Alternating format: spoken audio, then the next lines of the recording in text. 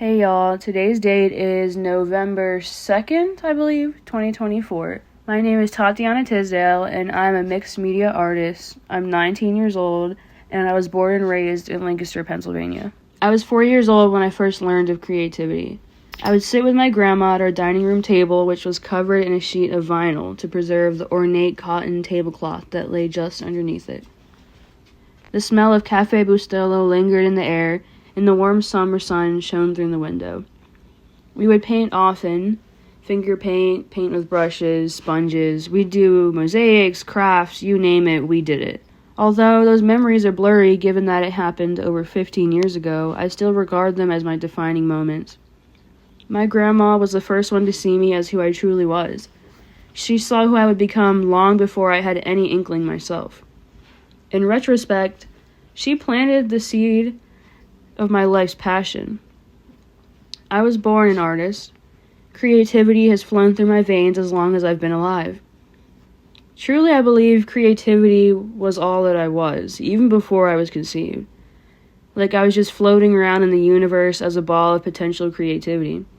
Oftentimes, it feels like it's the only thing I truly am. A creator, an artist.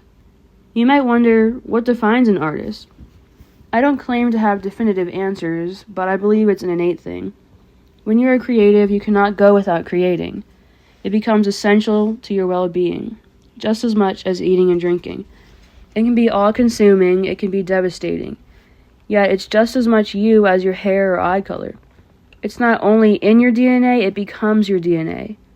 So to answer your question, you're born an artist. We all have different pathways in life. Some of us may not come to know that we are artists until later in life. Some of us, like me, know art to be our passion early on in life. All of us are distinctly and entirely different. All of us are creatives. That was chapter 1 of my memoir that I'm actually working on, and I just thought that was a great way to start off this interview because it gives so much depth to how I started off as an artist. Honestly, I'd say that my biggest influence is all the artists I've ever met.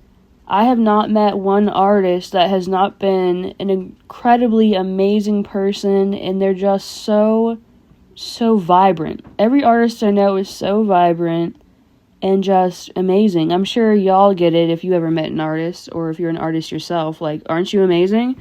But yeah, as for influences, I would say other artists I've met.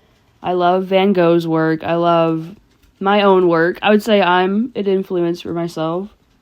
Yeah, I say all the artwork I've ever seen, all the music I listen to, it's a massive influence on me.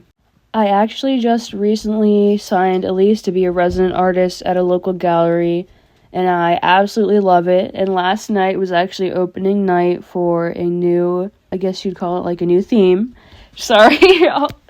Anyway, it was amazing. It was my first Friday being with this gallery, and I'm just beyond blessed to be where I am right now with my art career. I mean, I'm only 19. I'll be 20 next month on the 20th.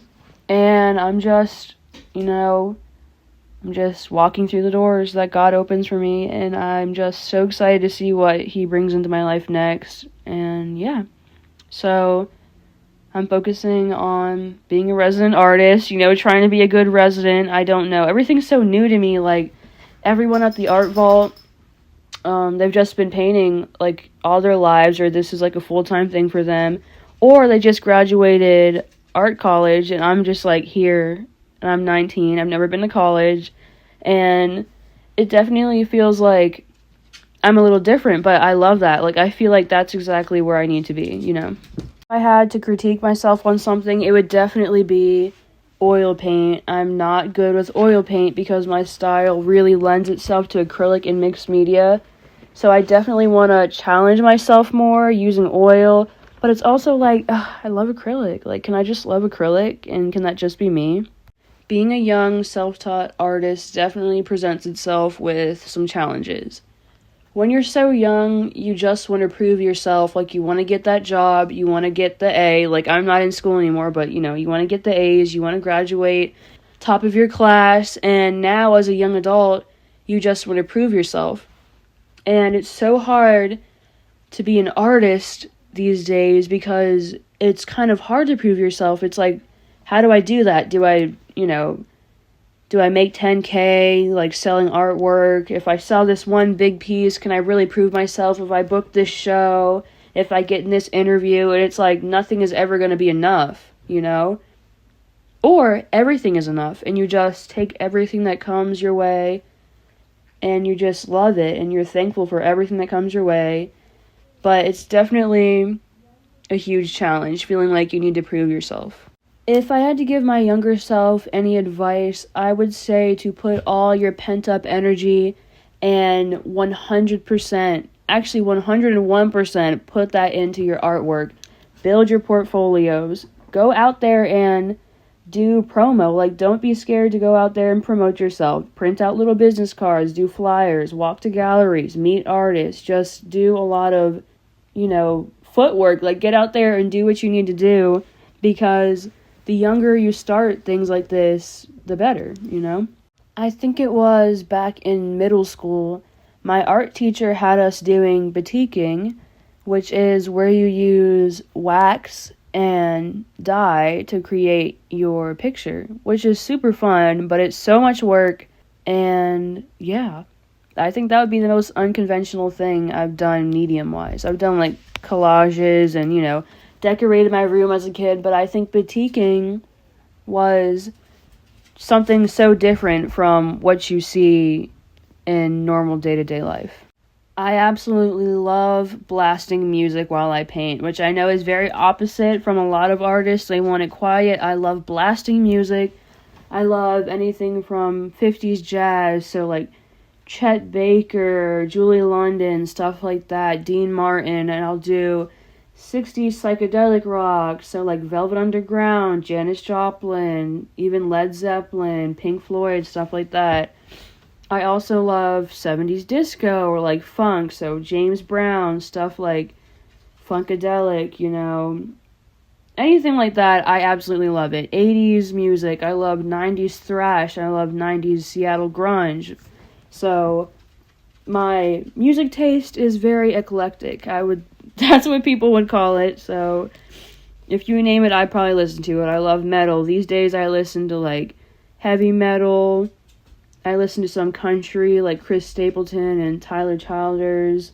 I just love music. It's definitely in my DNA.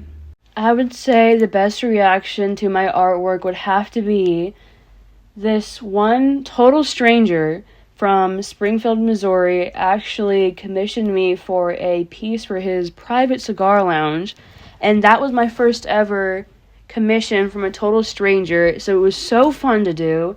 And I got to send it out there, so I have work in a different state. I have work in many states now, but that was my first, commission from a total stranger.